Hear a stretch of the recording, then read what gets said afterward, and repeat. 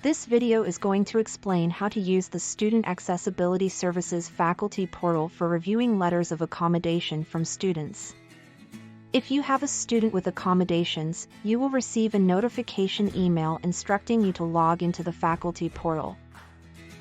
To log into the portal, use the same login credentials as your Nipissing account. Your username and password are linked to the Clockwork portal through your email credentials. The portal's landing page displays the Courses tab along the top, which lists the courses you are currently registered to instruct. Please note that the default is set to load the current term. You may need to adjust the drop-down on the page to show the term you wish to see. Navigate to the Accommodation Letters tab to see a list of students with accommodation letters in your courses. If you have a letter you have not reviewed yet, there will be a blank field in the confirmation column.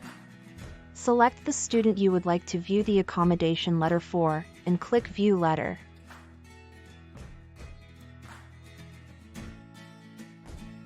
A new page to download the letter will open. Click Review PDF Letter. Review the letter for any accommodations or setups required for this student. After reviewing the letter, you can acknowledge the review by checking the box and clicking Submit. This action records the date and time you viewed and confirmed receipt of the letter. You only need to do this once at the beginning of the term. Instructor lists are provided through a data sync from the registrar's office. If any updates or corrections are needed, please notify us for prompt assistance. If you have any questions or need assistance, email Student Accessibility Services at sas@nipissing.ca.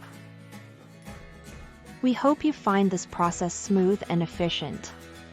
Wishing you all the best.